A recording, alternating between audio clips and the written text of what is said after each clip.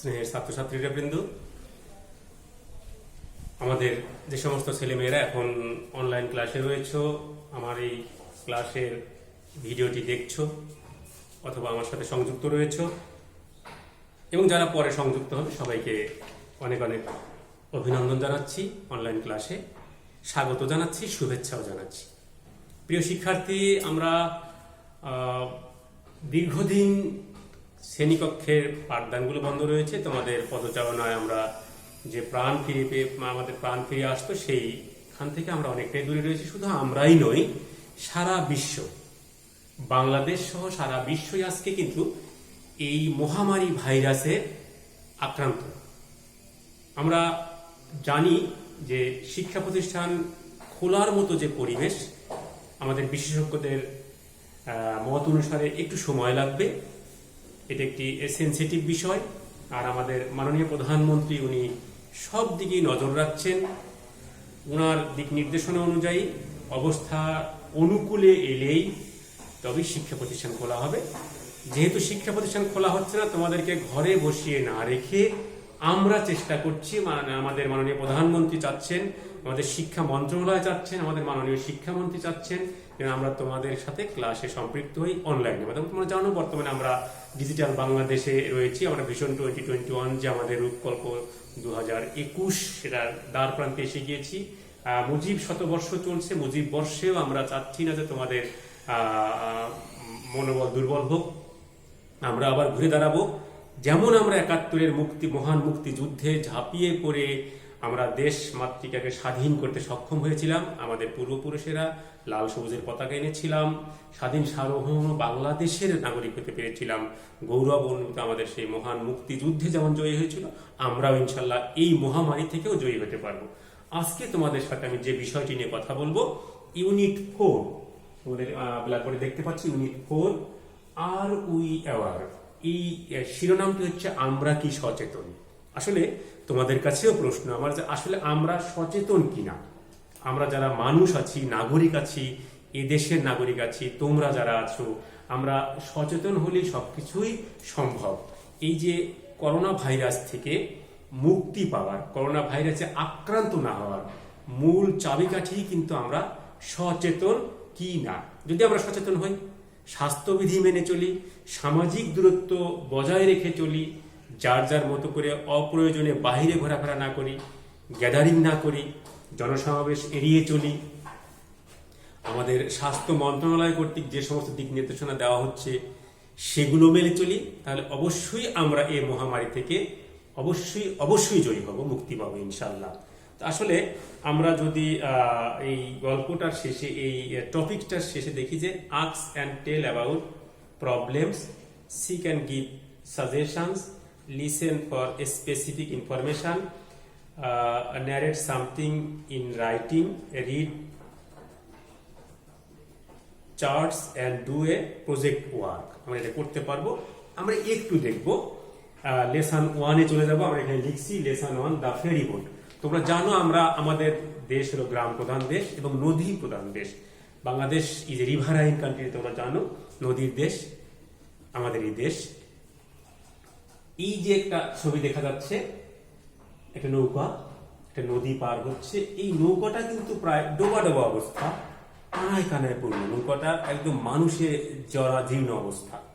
এটা সঠিক চিত্র এখানে তুলে ধরা হয়েছে যে দা ফেরি বোট, পারাপারের নৌকাটি। একটি ক্লাসের, তোমাদের মতো একটি ক্লাসে টিচারের সাথে শিক্ষার্থীদের কথা হচ্ছে। উনি গল্পের ছলে একটি অভিজ্ঞতা নিচ্ছেন, এক্সপিরিয়েন্স নিচ্ছেন। জিজ্ঞেস করেছিলেন ছেলেদের, প্রথমেই রয়েছে is there anybody here who has ever crossed a river by a country boat. দেশের যে নৌকাগুলো আছে, আমাদের দেশের সেই একসময় এই নদীতে নৌকা চলাই ছিল সবচেয়ে পাল তুলে নৌকা। নদী নিয়ে অনেক গান আছে, অনেক সঙ্গীত আছে, অনেক নাটক আছে, অনেক গল্প আছে, অনেক উপন্যাস আছে। নদী ছিল মানুষের যাতায়াতের একমাত্র অন্যতম পথ ছিল, উপায় ছিল। তো উনি জিজ্ঞেস করলেন যে তোমাদের মধ্যে এমন কি আসো যে দেশে নৌকায় করে কোনো নদী বা খাল বা জলাশয় পার হয়েছ? I have teacher said Jamil. Jamil নামে একটি শিক্ষার্থী বলল যে স্যার বা টিচার, আমি পার হয়েছি। And I clearly remember what happened in that journey. এবং সে বলল যে ওই নদী পার হতে যে ভ্রমণটুকু সময় লেগেছিল সেখানে কি হয়েছিল তার পুরোটাই আমার মনে আছে। Would you please tell us what happened, the teacher asked. তখন শিক্ষক তাকে অনুরোধ করলো যে তুমি কি আমাদেরকে বলতে পারো ওই সময় কি ঘটেছিল। Okay teacher, it happened when I was in class 6। Jamil বলছে যে তখন সে ষষ্ঠ শ্রেণীর শিক্ষার্থী, যেদিকে নবম শ্রেণীর ক্লাস হচ্ছে সেইখানে ষষ্ঠ শ্রেণীর শিক্ষার্থী যখন সে ছিল, সেই শিক্ষার্থী থাকা অবস্থায় এই ঘটনাটি ঘটেছিল। সে এখন সেটা রিকল করছে। On a weekly bazaar day people were coming back with their shopping bags and baskets in hands on shoulders and heels. তোমরা জানো যে গ্রাম্য এলাকায় সপ্তাহে একদিন বা 2 দিন বাজার বা হাট বসে।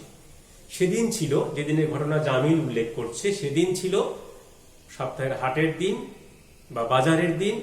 গ্রামের মানুষ, নদীর অপর পারের মানুষ, তারা বাজার করতে গিয়েছিল। বাজার শেষ করে কেউ হাতে ব্যাগ, কেউ কাঁধে ব্যাগ, কেউ মাথায় ঝুড়ি, যে যেরকম করে মানে সওদা কিনে, অর্থাৎ জিনিসপত্র কিনে, দ্রব্য সামগ্রী কিনে ফিরে আসছিল। They had to cross the river. যারাই বাজারে গিয়েছিলেন তাদের প্রত্যেককেই নদী পার হতে হতো। It was not a big river, এটা খুব একটা বড় নদী ছিল না। There was a ferry boat plying on the river. এই নদীর উপরে একটি নৌকা ছিল, যে নৌকা দিয়ে পারাপার হওয়ার জন্য রেখেছিল আর কি। The boat could cross it in 8 to 10 minutes। এই নদীটা এই নৌকায় করে পার হতে 8 থেকে 10 মিনিট সময় লাগতো। ইট ওয়াজ জাস্ট আফটার সানসেট। এটা ছিল একদম সূর্য অস্ত যাওয়ার ঠিক পর পরে, আমাদেরকে বলি গোধূলি লগ্ন, যেটাকে আমরা বলি। এই সময়টা সূর্য অস্ত যাচ্ছে বা গিয়েছে, এই সময়টিকে একটা অল্প সময়, সন্ধ্যার যে সময়টা, এটা সন্ধ্যা নয়, গোধূলি লগ্নের সময় ছিল আর কি। The weather was getting bad. আবহাওয়া একেবারেই খারাপ হয়ে আসছিল, প্রচুর খারাপ হয়ে আসছিল। The wind started blowing from the north West. উত্তর পশ্চিমের কোণা থেকে বাতাস প্রবাহিত হচ্ছিল এবং জোরে জোরে বাতাস প্রবাহিত হচ্ছিল। Black clouds are moving fast in the sky. ওই বাতাসেই কালো, নিকষ কালো মেঘের একদম আকাশে উঠছিল এবং উত্তর পশ্চিম কর্নারটা পুরা কালো আকৃতি ধারণ করেছিল। Everybody was trying to get into the boat. যেহেতু ঝড় উঠে আসছিল, বৃষ্টি উঠে আসছিল, সবাই ভেবেছিল যে বোধহয় এই বৃষ্টি আর থামবে না, অতএব সবাই একসাথেই চাচ্ছিল নৌকায় উঠতে, নদী পার হতে। No more, no more, please wait, shouted the boatman, but nobody listen to him. নৌকার তো ধারণ ক্ষমতা কম, সবাই একত্রে নৌকা ওঠার চেষ্টা করছিল। নৌকার যিনি মাঝি, তিনি বারবার চিৎকার করে বলছিলেন যে আর উঠেন না, আর উঠেন না, এখন থামেন, থামেন, পরে আসেন, পরে আসেন। কিন্তু কেউ কারোর কথাই শুনছিল না। সবাই চাচ্ছিল একত্রে সবগুলো নৌকায় উঠবে এবং নদী পার হয়ে আসবে, যদি তারা বাড়ি ফিরতে না পারে, যদি ঝড় ঝঞ্ঝা বেশি হয়ে যায়। What happened then? Jamil asked Rumi. আরেকটি শিক্ষার্থী একটু উদ্বেগ প্রকাশ করলো, যেহেতু সবাই নৌকায় উঠছে, তার মনে একটা পরের কৌতূহল জানার যে কি হলো, কি হলো, দ্রুত বলো, এরপরে কি হলো। With too many people on board, the boat sank in the middle of the river, replied Jamil. উত্তরে জামিল বলল যে নৌকার ধারণ ক্ষমতার চেয়ে নৌকার মানুষ ছিল প্রচুর পরিমাণে, যাত্রী ছিল প্রচুর পরিমাণে, যার জন্য কি হলো, নৌকাটা মাঝ নদীতে এসে ডুবে গেল। Oh no, what happened then? Asked the teacher. Teacher একদম হতাশার সুরে বললেন যে তারপরে কি হলো, এরপরে কি হলো। থ্যাংক গড দেয়ার আর নো কলিউশন, ক্যাজুয়ালিটিস। কোন রকম মারাত্মক দুর্ঘটনা ঘটেনি, অর্থাৎ প্রাণহানি যেটা, সেইটা ঘটেনি। All the passenger swamp to the other side. সমস্ত যাত্রীরা, তোমরা জানো যে গ্রামের মানুষ সবাই কিন্তু সাঁতার জানে। এখনকার যারা তোমাদের মতো বয়সী আছে, অনেকেই সাঁতার জানো না। যেহেতু আমরা নদী প্রধান দেশের মানুষ, বর্ষা প্রধান দেশের মানুষ, আমাদের কিন্তু অবশ্যই সাঁতারটা শিখে রাখতে হবে। আর নদী পার হতে যে যারা পার হয়েছিলেন তারা ম্যাক্সিমামগুলি সবগুলি সাঁতার জানতেন। তারা সাঁতরে, যেহেতু নদীটা ছোট ছিল, বেশি প্রস্থের ছিল না, তার জন্য সাঁতরে সবাই অপর প্রান্তে উঠে আসতে সক্ষম হলেন। But some of them lost the stuff they were carrying such as oil, salt, milk, সেই জামিল। যেমন বললো যে কিন্তু তারা যে দ্রব্য সামগ্রী যেগুলো হলো গলে যাওয়ার মতো, যেমন লবণ, তেল, চিনি, এইগুলো তো আর দুধ, এইগুলো তো আর পানিতে গলে যাবে, তারা এই গলে যাওয়া সেইগুলো তাদেরকে হারিয়ে মানে শেষ হয়ে গেল, পানির মধ্যেই ডুবে গেল এবং তাদের বিনষ্ট হয়ে যায়। Were you on the boat, asked the teacher. শিক্ষক জিজ্ঞেস করলেন যে তুমি কি ওই নৌকায় ছিলে?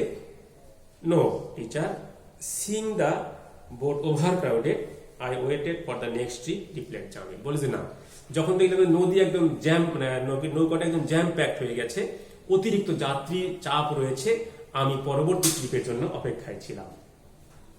You did the right thing Jamil. শিক্ষক বললেন যে তুমি সঠিক কাজটি করেছিলে। এখন তোমাদের কাছে প্রশ্ন যে তাহলে জামিল কি সঠিক কাজটি করেছিল?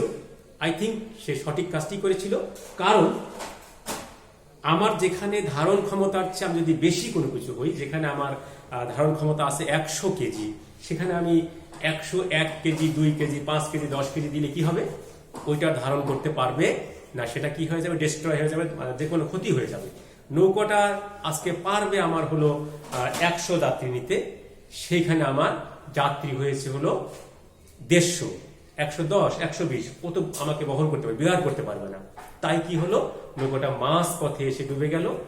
সর্বশেষ কি হলো, একটা মানুষের ক্ষতি তো হলো, তাদের যে লিকুইড যে দ্রব্যগুলো ছিল, তেল, লবণ, দুধ, এইগুলো সবগুলো তাদের হারিয়ে গেল, নষ্ট হলো, তারা আবার পরবর্তী সময় তাদের কিনতে হলো। তো আমরা যখন কোনো সিদ্ধান্ত নেব, সঠিক সিদ্ধান্তই নেব, এমন কোনো কাজ করব না যাতে নিজের বিপদ হয়, অন্যের বিপদ হয়। আবারও তোমাদের সাথে শেষ করতে যাওয়ার আগে আবারও বলছি, তোমরা সকলেই ঘরে থাকো। যখন ঘরের যদি অতি জরুরি প্রয়োজন হয়, মাস্ক পরে ঘরের বাইরে যাও। বাহির থেকে ঘুরে এসে সাবান দিয়ে অথবা যে কোনো সোডা অথবা কাপড় পরিষ্কারক যে কোনো কিছু দিয়ে আমরা 20 সেকেন্ড ধরে সুন্দর করে হাতটা পরিষ্কার করব, পাটাও পরিষ্কার করব। পারলে আমরা গোসল করে নেব, যে কাপড়গুলো পরে আমরা বাইরে যাব সেই কাপড়টা পারলে আমরা ধুয়ে দেব। সবাই ভালো থাকবে। এই মহামারী অবশ্যই আমরা মহামারী থেকে মুক্তি পাবো এবং জয়ী হব। সবার জন্য অনেক অনেক শুভকামনা। অনেক ভালো থাকবে বাংলাদেশ চিরজীবী হোক।